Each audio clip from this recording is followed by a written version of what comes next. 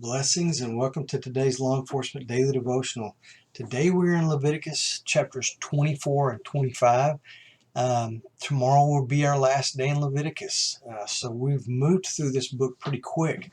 Again, just a book of Levitical laws that pertained and applied to the Hebrew people. And it wasn't just the laws as far as can't do this and can't do this. It was the laws for sacrifice, and it was the laws for celebrations. It was a law for the Levites themselves and the people. And today we continue that with more of the laws and the regulations. Chapter 24, verses 1 through 4. Man, I really liked this as far as a law enforcement takeaway because it talks about providing oil for the lampstands in the temple so that the light would never go out. And again, we spoke about this several days ago about that lampstand being foreshadowing of the light of Christ that comes into the world, and that light is never extinguished. This light's never extinguished. It made me think of, and this is not a really good, accurate analogy, but I don't even know if analogy is the right word for it, but think of Lady Liberty. She's standing with a light, and that light is never supposed to go out, and it's the light of liberty. As law enforcement officers, we work 24/7, 365, and there's never a moment in this country where there is not a law enforcement presence to answer calls and to serve and protect the people of our communities. Our lamp never goes out. Our search for the truth never extinguishes. Now, we're not equal to God in that respect at all, but I just like the comparison that the lamp never goes out and our search for truth never goes out. Our desire to protect and serve never goes out.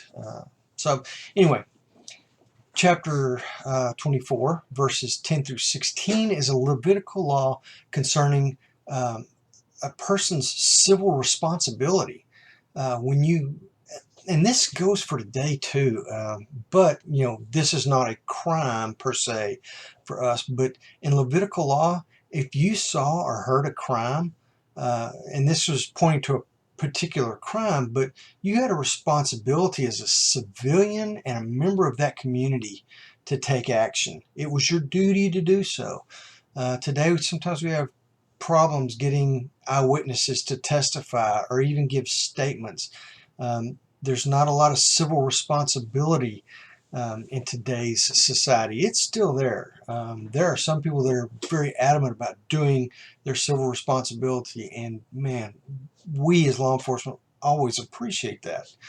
But the Levites had a specific law for that. Verse 17 of this chapter lays out capital punishment for murder.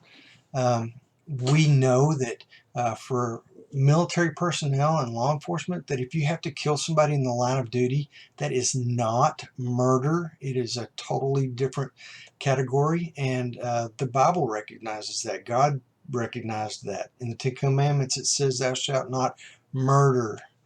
So he definitely separates the two and distinguishes them. We jump down to chapter 25, and it gets into the Sabbath year, and this is really a neat concept and a really neat thing that the Hebrews had in their culture that God gave them. We know that a Sabbath day is the seventh day, and that is a day when we're to rest and to worship according to Old Testament times. We do it on Sunday now. We don't do it on Sabbath, which is Saturday. But the Sabbath year was the seventh year. So you could plant and harvest crops for 6 years and do your work in 6 years. And then on the seventh year, you were to let your land rest. Wow, what would that look like in today's culture if the land was allowed to rest for a period of time? And then it gets into the year of Jubilee, which it takes it a step further. When you get 7 years, you work 6 and you rest on the 7th, and you take that as one unit, but you stack 7 of those together, and now you've got 7 periods of 7 years. So basically 49 years where you're dividing it into work, rest, work, rest, work, rest, and so on.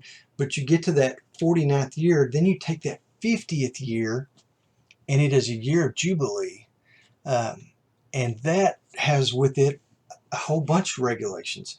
And it's one of the cool ways that when God gave portions of the promised land to his people, the Reubenites got a certain part of land. The Benjamites got a certain part of land. The Danites, the descendants of Dan, the descendants of Benjamin, the descendants of all the 12 tribes had, except for Levi, but the tribes had this set land that always had to stay in their family. Well, if I was, say, from the tribe of Benjamin and I sold you my property and we're 20 years away from the year of Jubilee, you didn't actually get to keep my property, because when the year of Jubilee came along, that land had to go back to the family of the Benjamites. So it wasn't really selling your land, although it was kind of like a lease. If I told someone, hey, you can have my land to the year of Jubilee, the next 20 years, you can lease that land, and it's technically yours, but on that 20th year, it goes back to my family, and it stays as a family inheritance. Just a really cool